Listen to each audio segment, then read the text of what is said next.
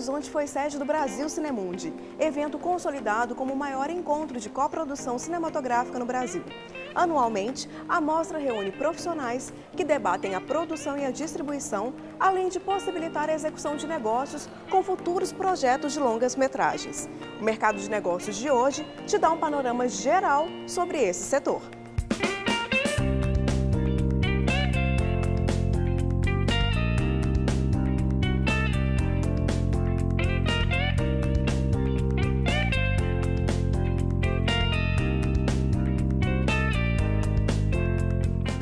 Integrada à 12ª edição do Cine BH, Mostra Internacional de Cinema de Belo Horizonte, o Cinemundi reuniu profissionais do circuito audiovisual de diversas nacionalidades.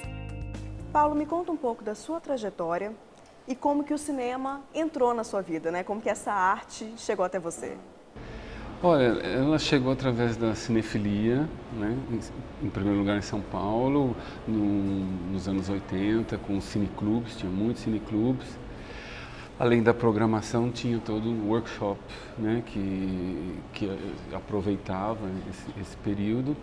E eu tive a oportunidade de ir para a Alemanha com uma bolsa, não ligado ao cinema, mas caí numa cidade que tinha festivais de cinema e já entrei assim oferecendo para participar e fiquei, né?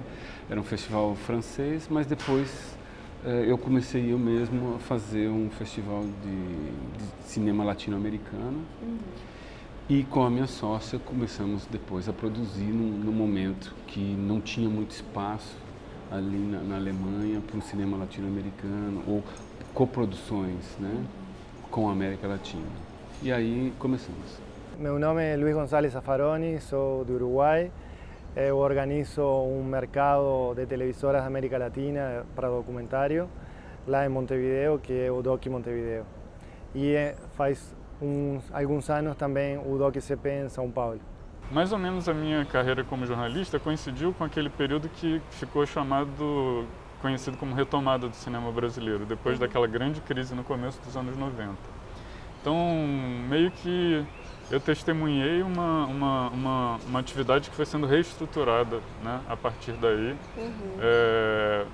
No ano 2000, mais ou menos, eu deixei as redações de jornal e passei a trabalhar num site de cinema chamado Filme B, que acompanha o mercado, justamente, é especializado nisso. Entendi. E a minha função foi justamente trazer esse que era uma newsletter em papel para a internet. Então já era a era da internet no ano 2000 e já era uma nova fase dessa retomada do cinema brasileiro. A criação da Ancine em 98 mudou muito essa trajetória do cinema brasileiro, criando uma estrutura mais formal. E mais tarde a criação do Fundo Setorial do Audiovisual também revolucionou essa forma de financiar os filmes, enfim.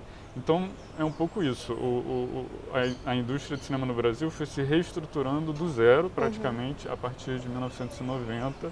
Nesses anos todos o que nós vemos é que a América Latina, o Brasil inclusive, não está mais na periferia, né? Assim, hoje em dia, em todos os mercados de coproduções, nos festivais internacionais importantes, você tem a presença do cinema latino-americano, nas sessões competitivas, nas sessões paralelas. E isso, há vários anos atrás, não tinha isso. E, claro, às vezes tem esse problema de ver a América Latina como um bloco, né? Mas não é, né? Cada país tem suas diferenças. Essa diversidade que eu acho que é importante e no caso da Europa existe incentivos, né, de fundos ou produtores muito, por exemplo, ligado à França, à Espanha, né, mas também à Alemanha, ou nós temos aqui esse ano convidados da Noruega, que tem um fundo na Noruega que eles chamam ainda um pouco filme do Sul, né? Que é a América Latina, a África, a Ásia, né? O Brasil começou a olhar os vizinhos, tem em alguns momentos problema da língua, né? Português, espanhol, mas hoje em dia isso já ultrapassou muito. Bom, eu acho que Latinoamérica está em um processo, tem países com uma cinematografia, com história, com o México, o Brasil, a Argentina, mas os processos de amparo, de refletir sobre o mercado e as políticas para acompanhar esses processos, impulsar esses processos, são algo muito novo, comparado com o que acontece na Europa ou em outros espaços. Então, a gente está vivendo hoje um momento muito especial e muito bom do cinema latino-americano, em quanto à diversidade e à quantidade de produções que você tem hoje. O que a gente tem é que o cinema, de uma certa forma, passou a ter que dialogar com a televisão muito fortemente, né? A gente tem em 98 também a criação da Globo Filmes, por exemplo, e outras... e um fortalecimento do documentário. Muitas vezes o canal do documentário mais possível é o da televisão, por exemplo. Então, por um lado a gente tem isso e por outro a gente tem uma pluralidade imensa possibilitada pela tecnologia digital. Antigamente, com a película, era muito caro, muito mais difícil filmar. O digital, e hoje em dia até com os celulares, os smartphones, você pode fazer um filme inteiro com celular, ou filmes curtos mesmo. Então, tem uma pluralidade imensa, a produção se multiplicou. E isso, até a televisão influencia um pouco nisso, porque quando você fala de um documentário para a TV, esse celular, essa estética também dessa filmagem no celular, ela é muito mais bem aceita, né? Exato, exatamente. Hoje em dia, e depois que a projeção dos cinemas também passou para o digital, também ajudou, por um lado ajudou, por outro dificultou. O documentário, digo, dentro do cinema, tem um espaço hoje no mundo contemporâneo muito importante. Sobretudo, é um espaço onde a vanguarda do cinema, da linguagem, da complexidade da narrativa, hoje está mais no documentário que na ficção. Nessas fronteiras, não, de documentário e ficção. Tem a complexidade porque o documentário, em certo ponto, é uma ficção sobre a realidade, que tenta arriscar um olhar sobre essa realidade, utilizando os elementos do mundo para construir uma dramaturgia baseada nos fatos. Então, tem uma particularidade nesse sentido. Como o mercado, sobretudo o mercado documentário, está na órbita da televisão. Dificultou em que ponto?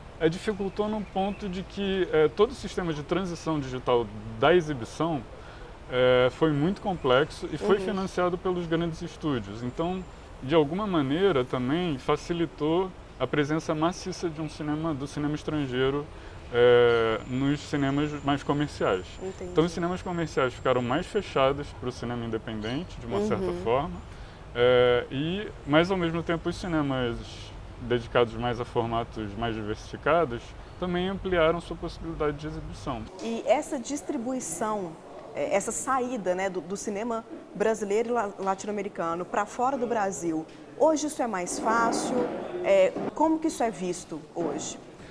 Olha, eu tenho que dizer que nos últimos, eu acredito, 7 anos, houve um apoio muito grande, né, a nível estatal, regional, para que os projetos, os produtores, os diretores pudessem participar de eventos como o Brasil Cinemundi em outros países, né, em outros festivais, desde grandes, Cannes, Berlim, a San Sebastián, a outros menores, Toulouse. E isso faz com que os profissionais, os projetos circulem e o network aumenta, né? E existe interesse dos dois lados, né? Não é só ir buscar dinheiro lá, né? Eles também sentem a vitalidade. No caso do Brasil, houve um incremento muito grande e os resultados estão aí, assim, principalmente nos últimos 2 anos e esse ano também, os principais festivais internacionais estão com filmes brasileiros presentes. Então, assim, com a circulação dos profissionais brasileiros, dos projetos, né? Então a consequência é que existe uma quantidade maior de coproduções com a Europa, né? França, Espanha principalmente, Portugal, né, e com a América Latina também. Eu acho que isso é uma novidade, né, que o Brasil realmente se coligou com a América Latina, tem acordos bilaterais, tem a Ibermédia, que é ibero-americano, né, um acordo americano, que estão presentes aqui também esse ano. Então isso vai facilitando, né? Eu acho que é um mercado, o mercado de coprodução, o mercado os filmes, de projeto, está muito saturado. Tem muito projeto, muitos filmes. E no momento que você tem coproduções, você tem outros parceiros que estão junto nesse momento, né, de finalizar, de apresentar, de vender. Hoje nas plataformas on demand você pode olhar em Netflix também a estratégia de uma plataforma assim mundial. O documentário foi o primeiro caminho para eles conseguirem o Oscar, para eles atingir entrar em um mercado mainstream do cinema.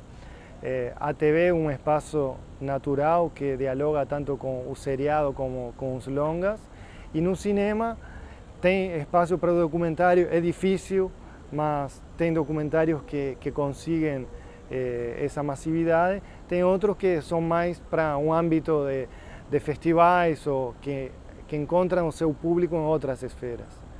Tem um outro mercado associado ao documentário que está ligado à educação. O documentário pode ser uma ferramenta para o trabalho pedagógico, para trazer questões como disparador nos processos educativos, tanto em universidades, escolas, etc. Então aí esse também é um outro mercado para o documentário.